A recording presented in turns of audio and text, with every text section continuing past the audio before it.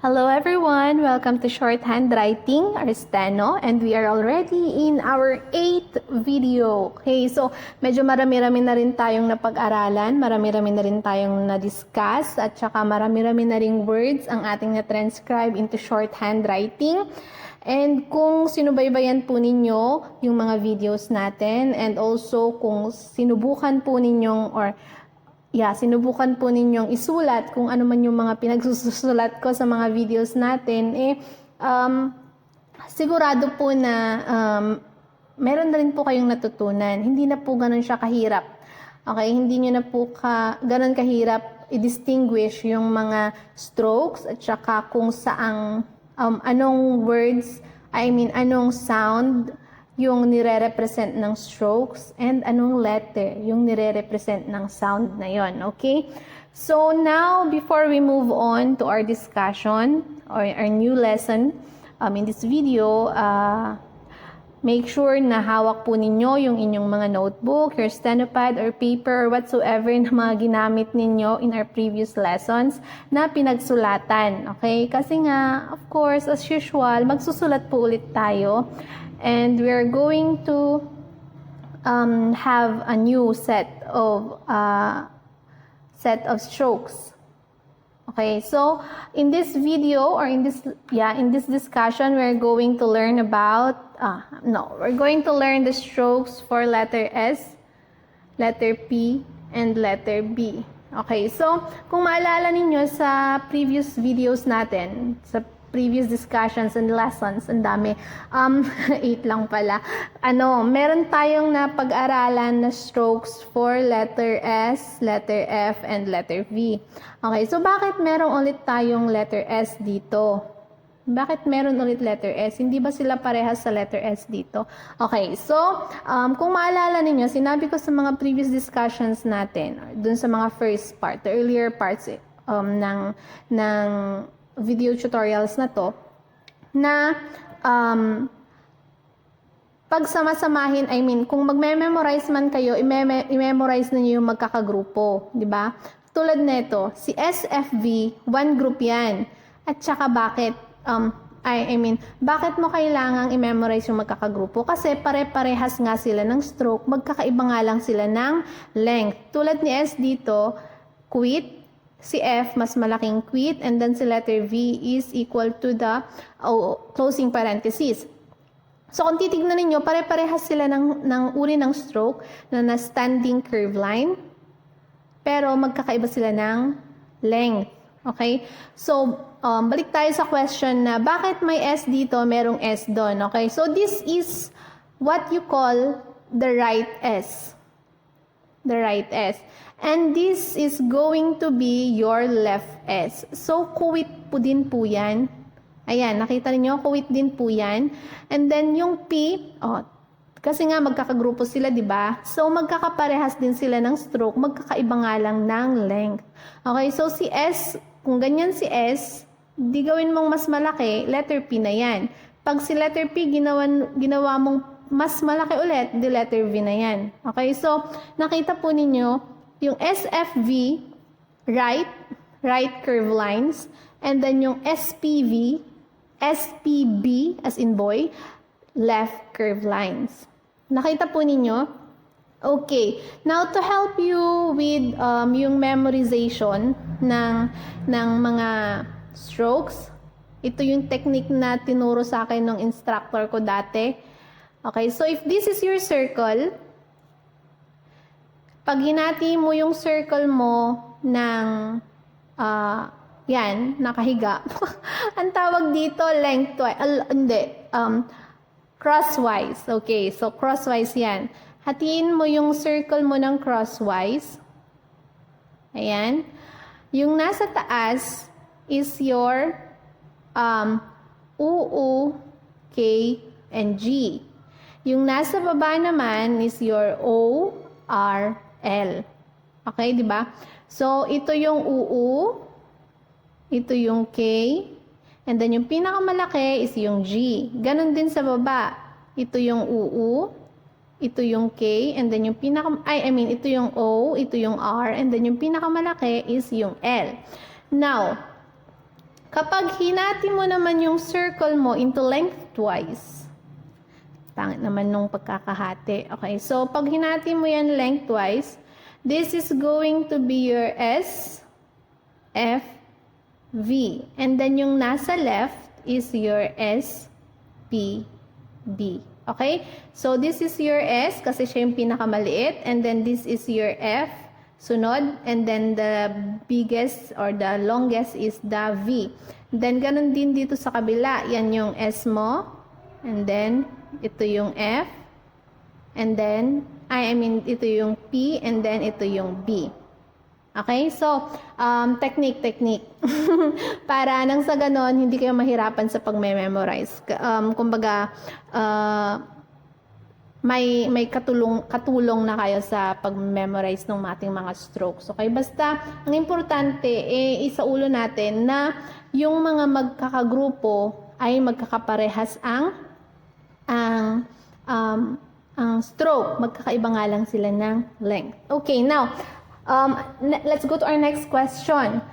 Bakit kailangan mo ng left S? Bakit kailangan mo ng right S? Okay, so kung makikita ninyo, kadalasan or many words sa English language or sa English dialect ang merong letter S.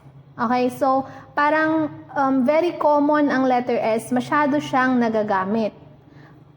Masyado siyang nagagamit, okay? So ngayon, para mapabilis yung pagsusulat ng mas mabilis, 'di ba? Yun nga yung gamit ng shorthand writing para maging mas mabilis ang pagsusulat. Kaya naisipan ni Greg na maglagay ng left and right S. Nang sa ganon, mas consistent or mas fluent yung pagsusulat mo ng parang salita lang, no? Fluent. Pero ganun, para dire-diretso yung pagsusulat ng kamay. Hindi mo kailangang palipat-lipat ng posisyon ng ballpen or ng ballpen or ng kamay sa pagsusulat. Kaya niya naisipan na magkaroon ng left and right S. So, our lesson for today will be on this set of shorthand stroke. Okay, si SPB. Okay, so si SPB ay nasa left. Okay, so let's start. Ang dami ko ng okay. Okay, so let's start with letter S, the left S. Paste natin ito doon. Okay, so seems.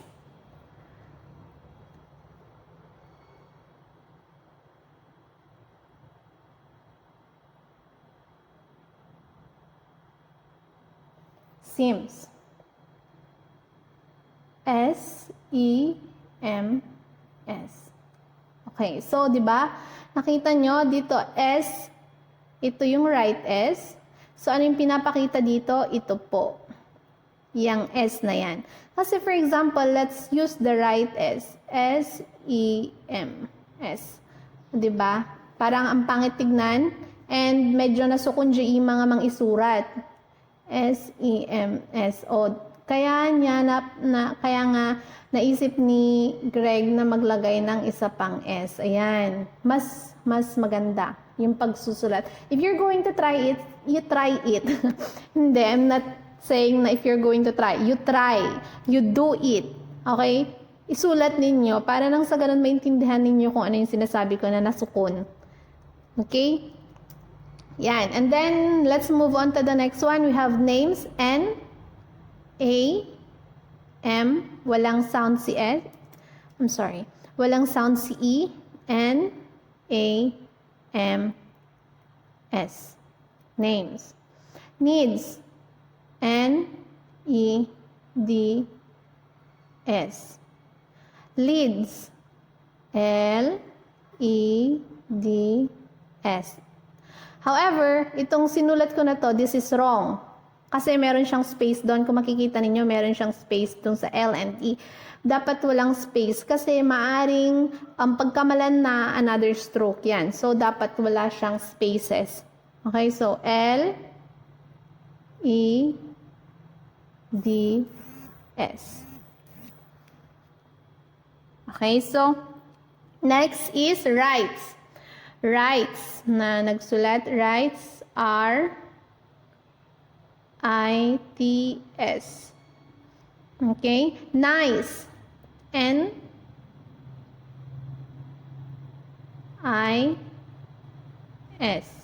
Wrong. Sorry. N-I-S. Okay, so nice. N-I-S. Bakit nasa taas? Bakit nasa taas yung I? Bakit hindi nasa baba? Kasi pababa yung susunod na stroke. Okay, so pag pataas ang susunod na stroke, nasa baba yung circles. Tulad ng mad. Mad. M-A-D. Oh, you can see, nasa baba yung circle kasi pataas yung susunod. Now, kapag ka naman nasa baba yung susunod na stroke mo, tulad nito, N-I-S, nasa taas yung circles. Okay, ulitin natin yung explanation. Kung yung susunod na stroke dun sa circle ay nasa baba, or it's a downward stroke, ang circle mo dapat nasa taas. Okay? Kapag ka nasa taas naman, or upward stroke naman yung susunod na stroke mo dun sa circle mo, nasa baba yung circle. At ang pinag-uusapan natin dito is kapag yung before strokes ng letter, or kung yung stroke na, oh my gosh, ang hirap i-explain. Okay, before yung circle is a slipping line, yun yung pinag-uusapan natin. Okay, ito yung pinag-uusapan natin na kung saan mo ilalagay yung circle. So, yung circle mo, saka mo siya ilalagay sa taas kapag ka yung susunod na stroke is nasa baba. Pero kapag ka yung susunod na stroke is pataas, so yung circle mo nasa baba. Okay? Kung after siya ng slipping line. However, kapag ka naman after siya yung circle mo is after curve line, ibang usapan yon. Nasa loob parati yung nasa loob parati yung circle if your next stroke is upward or downward. For example, like lead. Let's try lead. Lead. Okay, so nakita ninyo, nasa loob yung circle mo. Now, let's try lease. L-E-S. Nasa loob pa rin yung circle. It's either upward or downward yung susunod na stroke, basta yung bago yung circle is a curve line, nasa loob pa rin yung circle. Okay? So, napalayo na po tayo ng explanation. We have nice. Malinaw naman po si nice. Okay. Now, let's move on to days. Days. D-A-S. Oops, hindi kita yung D-S natin. Ulit natin. D-A-S. That's days. Now, you do desk, disk, listing. Gawin po ninyo to. Itong tatlo na to. So, this desk and disk have the same stroke kasi nga magkaparehas sila ng sound. So, desk and disk. Parehas na E. Parehas na E. E and E. Okay, so the same sound, the same stroke. Now, listening. Gawin din po ninyo yan. So, take note or remember that we are using the left S. Okay po. So, we have left S para dyan. Now, let's move on to our next stroke, which is letter P, S-P-B. So, letter P naman tayo ngayon. So, please don't forget to do these words. Stroke din po ninyo yung mga yan. Okay? Practice po ninyo. Next is the words for next are the words for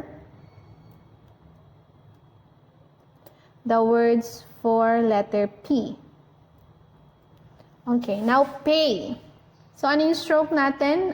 'Di ba yung S ganyan, and then yung P natin is mas mahaba, and then yung B, yun yung pinakamahaba.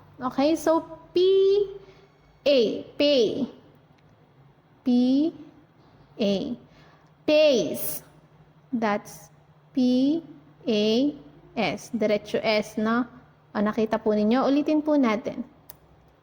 P-A-S Yeah, pace and pass are the same again. Kasi nga parehas sila ng mga sounds na ginamit. It's just P, A, and S.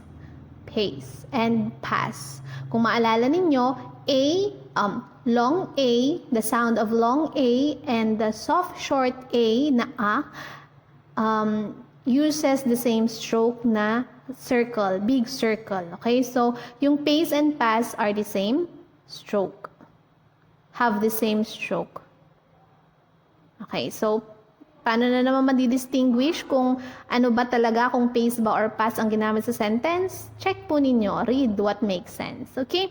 So, P-A-S. Now, please, P-L-E-S. Yun lang ang sounds na narinig when you say the word please. So, yun lang ang i-stroke natin. Write what you hear. P-L-E-S. Please. Place. P-L-A-S. Place. Space. S-P-A-S. Space. Peace. P-E-C-S. P-E-S. Peace. Peace, tingnan niyo yung difference ng pace. Pace na ganyan. Pace ba yan? Or pace na P-S-E? Hindi, tama yung C. Pace. P-A-S. Okay. Now, let's move on to the next one. Paper. P-A-P-R. Nasaan yung E? It's omitted. Natanggal. Paper. Tinanggal. Kasi nga, hindi mo naman pronounce yung E dun sa paper. Per lang naman, it's P and R. Per. P and R. Per. Kaya tinanggal yung E.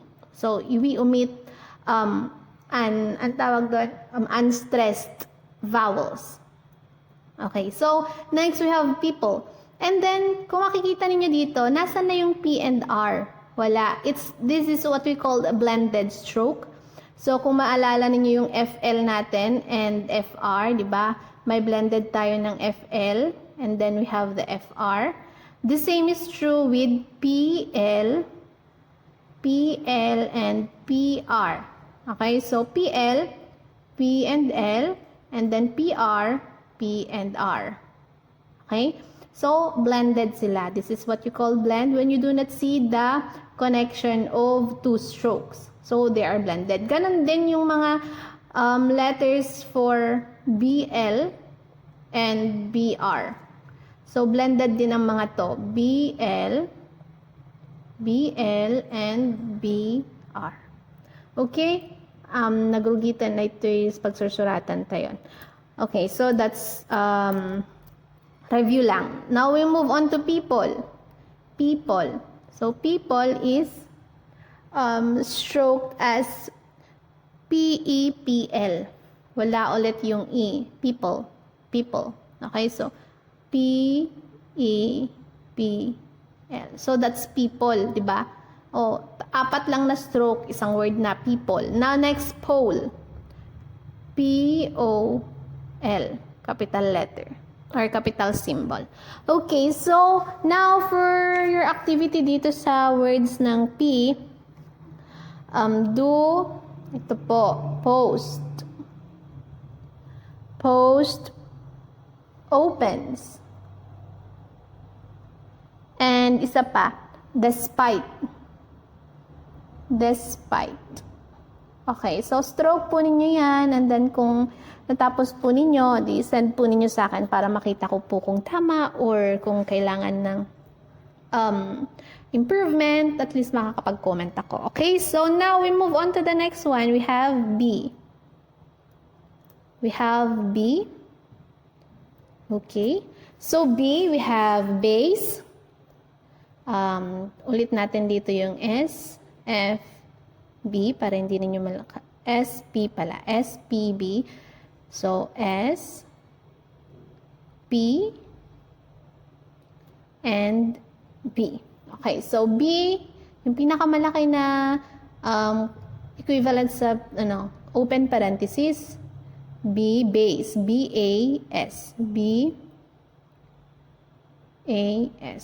Masyadong OA, malang masyado. Ayusin natin. Base, B-A-S. So, B-A-S. Yan, based. Okay, ito na naman. You write what you hear. When you read the word based, o, diba? Based. Hindi D yung last doon na sound. It's T. Based. You can try it. Say the word based out loud para marinig ninyo. Okay, if it's D or T, it's based. Okay, so it's T. So B-A-S-T. Because you have to write what you hear. And what you heard is the word or the sound of letter T. Okay, so, ayan ang stroke. Now, next is by. By. B and I. So, it's by. Next is bay. So, you see the difference of strokes, true sound, and not the spelling. So, bay. Bay. Beats. B-E-T-S. Beats. Next is better. B-E-T, and we omit the E kasi wala naman siyang sound doon. Tr. Tr is T and R. So, R lang ang ilalagay. Next is big. B-E-G. Big. Neighbor. Neighbor. Neighbor is N-A. Nay. Diba? Neighbor. Neighbor. So, it's N-A-B and R. Kasi it's neighbor. Maarte sila. Neighbor. Walang O. Okay? So, N-A-B-R. Neighbor. Next is bot. Bot is soft O. So, bot. B-O-T. B-O-T. Boat. Bought. I bought something. Okay, so that's bought. Now, next, bright. Ito na yung sinasabi ko kanina na BL and BR blend. So, bright. B-R-I-T. Now, do these three. Okay, so you have brief, blame, and labor. Labor, it's label. I'm sorry, this is label. Label. Yan. Okay, so stroke po ninyo yan in shorthand, yung mga natira na yan na tatlo, and then, as usual, send it to Messenger. Bakit parang wala namang nagsisend sa inyo? Nag-watch lang kayo ng video, wala namang nagsisend sa inyo ng picture ng mga ginagawa ninyo. Okay, so to end this discussion, let's end this discussion with an activity. Okay, so gagawin ko yung first two numbers and then you do the rest. Yan. So, i-stroke ko yung my neighbor may buy my boat. So, my is M and I, my neighbor is nay, N-A, and bur, B-R. So, N-A-B-R.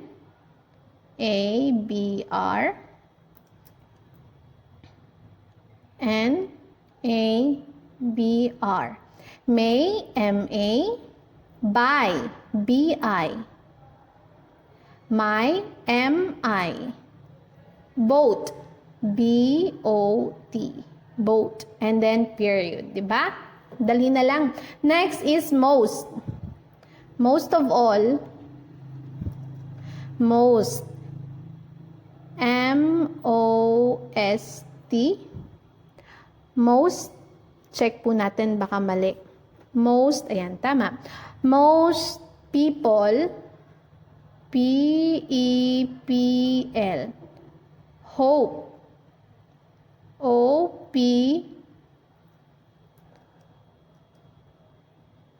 Ayusin natin. P-E-P-L. Hope is O-P and H. Two. T-U. T-O. T-U-U. Okay, and then please. P-L-E-S, and then period. Now, you do the next three sentences. Don't forget to put your punctuation marks. And this one is capital letter, I'm sorry. Pero if it's a sentence, you do not need to put the capital symbol nga, diba? Not unless it's the name.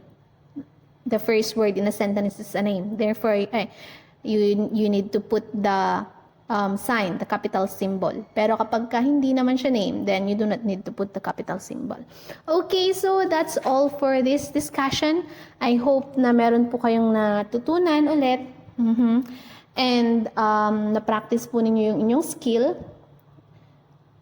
If you have any questions or suggestions or anything that you would want to say with regards to our lessons and activities here in Steno or Shorthand Writing, please feel free to message me anytime. Reach me in my messenger or in my Facebook account. Okay? So that's all, everyone. Thank you for listening. Thank you for writing with me. Yan. God bless.